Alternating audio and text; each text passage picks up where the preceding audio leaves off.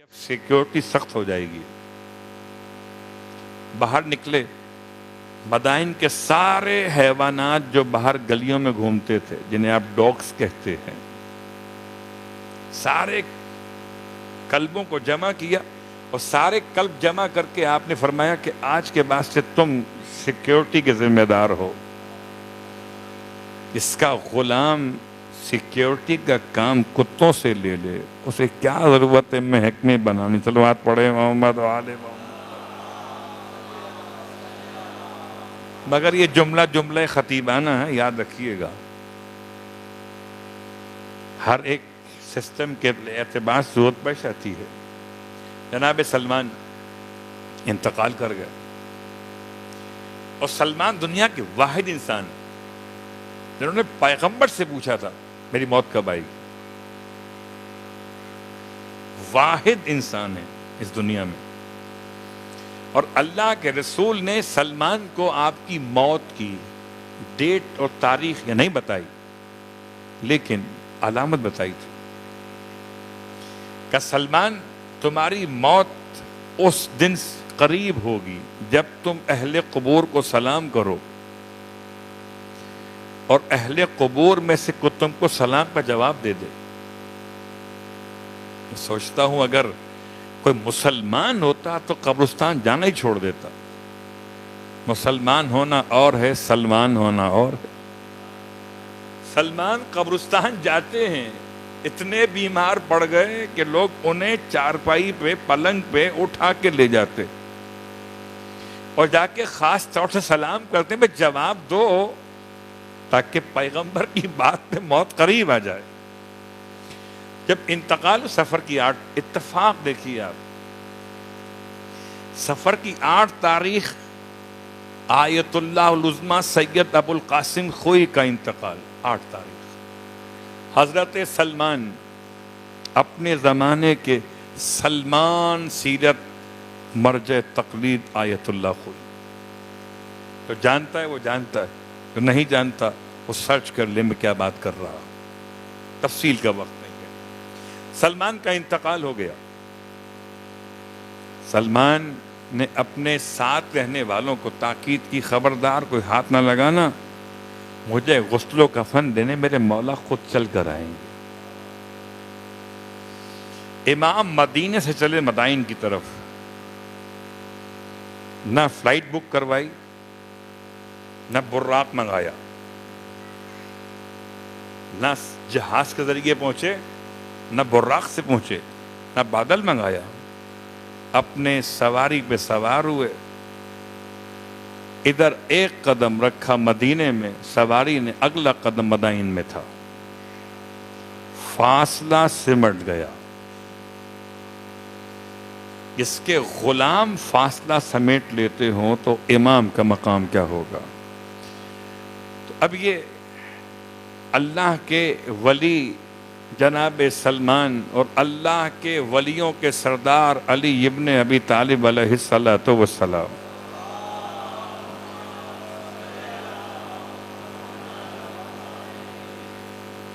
جب امام پہنچے. اور آج بھی مدائن میں حضرت سلمان کے روزے کے انٹرنس کے بعد رائٹ ہینڈ پر رواق میں گیلری میں ایک محراب نما جگہ موجود ہے.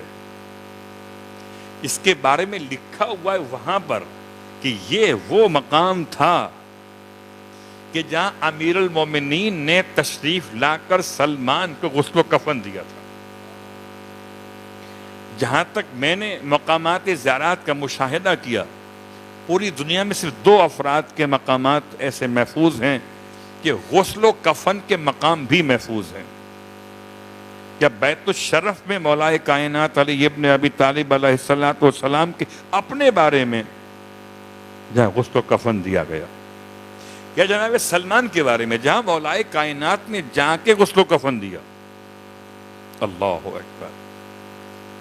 تو سلمان کے جنازے کی نماز بعد میں، غسل و کفن پہلے، اور جب آپ نے چہرے پر سے چادر ہٹائی جناب سلمان کے، سلمان مر چکے ہیں، تو سلمان مسکرائے، اللہ اکبر.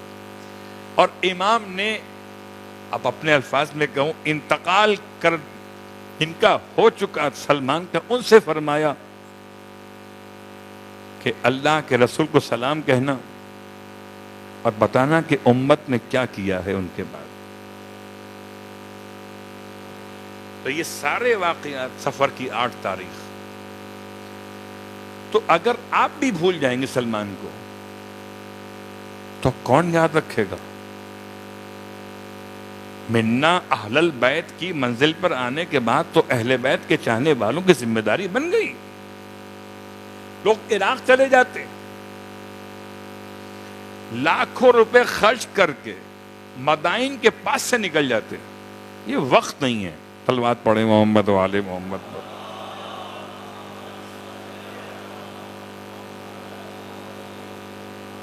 سامرہ جاتے ہوئے، بغداد سے سامرہ جاتے ہوئے یا سامرہ سے واپس بغداد آتے ہوئے، یہ ذرا سائٹ روٹ پہ واقع ہے مدائن کا علاقہ. کبھی سیکیورٹی کی پرابلم ہوتی تھی، اب نہیں ہے، اب جا سکتے ہیں آپ. بھارت کی برکت سے خدا ایک اور حضرت حذیفہ یمان. خیر، اپنی بات کو یہاں روکتا ہوں. بس آج کی اہمیت آپ کو بتاتے ہوئے، سفر کی 8 تاریخ حضرت سلمان کے لیے علماء نے 3 الگ الگ زیارات نقل کی ہیں. حضرت سلمان کی خدمت میں توسل کیے جانے کا مسئلہ بہت واضح ہے. بہرحال جو کر سکیں تو آپ کیجئے، سلام پیش کیجئے. سلمان کو کس سے محبت تھی؟ آل محمد سے. تو ذکر آل محمد کر کے ثواب ہدیہ کر دیں سلمان کے لیے. سلمان مدائن میں، اور مولا کائنات علی ابن ابی طالب علیہ السلام مدینے سے چل کر وہاں تک پہنچے. اب آئیے، ایک سفر امام کا پڑھا، ایک سفر امام کے بھی امام کا پڑھا، ایک سفر امام حسن مجتبی علیہ السلام کے حالات و واقعات کے ذیل میں. شرائط سلو پڑھنے سے پہلے کل کی بات سے اپنی بات کو جوڑ کر تمام کر دیتا ہوں. صلوات پڑھیں محمد و آل محمد.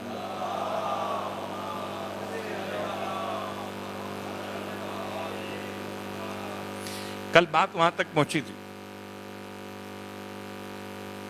کہ عبید اللہ ابن عباس بک گئے.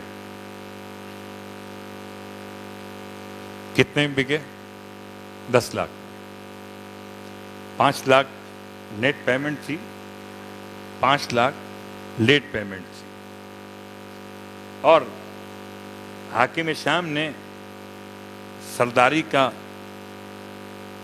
ایک یوں کہیے کہ جھانسا دیا تھا. اور یہ خبر کہ حسن ابن علی سلو کر چکے، تمہارا کیا بنے گا؟ یہ 8000 افراد کے ساتھ امام کے لشکر کو چھوڑ کے چلا گیا. امام کے چاہنے والوں میں سے کمزور سکیل کے سردار کو خریدے جانے کے حوالے سے اللہ اکبر، پتہ نہیں کتنے افراد کو تو یہ کہا گیا کہ 1 لاکھ درہم اور اپنی بیٹی سے نکاح. یہ اپنی بیٹی سے نکاح، یہ کوئی پرانی روش ہے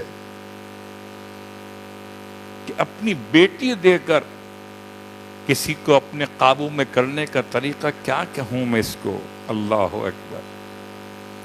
تو یہ مزاج کہیں اور سے ملا ہوا ہے. خدا بھی خدا ہے، جتنی بھی ایسی ویسی بیٹیاں اگر کسی معصوم کے گھر میں بھی آ گئیں تو خدا نے سرکاری بیٹیوں کو صاحب اولاد ہی نہیں کیا.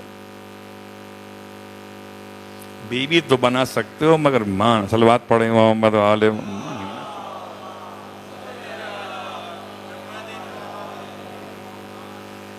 جودہ بنت اشس کو اپنے بیٹے سے شادی کا لالچ، وہی 1,00,000 درہم زہر اور کیا تھا. تو حاکم شام کی طرف سے امام کے لشکر کو سبوتاژ کرنے کے لیے ایک اتنا پیسہ پانی کی طرح بہایا گیا ہے. کچھ کو ڈرایا گیا. اچھا چونکہ اب یہ 2 الگ الگ ملک، عراقی اور شامی. عراقیوں کے ذہن پر شامیوں کا خوف مسلط کیا گیا تھا. آج کی بات نہیں، اس دور کی بات کر رہا ہوں. اور امام کے اس صلح کے پس منظر میں اس سارے حالات و واقعات گراؤنڈ پر رہتے ہوئے امام کے لشکر کے سربراہ کو تبدیل کیا گیا. کل کی بات سے بات آگے بڑھ رہی. اور اب کیا سب کے سب لڑنے پہ تیار؟ جواب جی نہیں. سب چاہتے ہیں آرام سے کام ہو جائے، جنگ ہی نہ ہو، واپس اپنے گھر پہنچ جائیں. بچے یاد آ رہے ہیں. اللہ اکبر. لشکر امام حسن کا یہ حال، اس سے پہلے ایسا ہی حال لشکر مولائے کائنات علی ابن ابی طالب علیہ السلام کا بھی رہا. اور اگر آپ کو اس کے ساتھ کوئی اور ربط چاہیے تو حضرت موسیٰ کے ساتھ چلنے والے سارے کیا سیدھے لوگ تھے؟ حضرت موسیٰ کے پیچھے چل رہے تھے، ان پر اعتراض نہیں کر رہے تھے. جب آگے دریائے نیل، پیچھے فرعون کا لشکر، درمیان میں یہ لوگ، تو کہنے لگے نہ جائے رفتن نہ پائے معدن. آگے بھی موت، پیچھے بھی موت. موسیٰ کہاں لے کر آ گئے؟ تو حضرت موسیٰ کے ساتھ چلنے والے ہوں یا سرکار کے ساتھ چلنے والے ہوں،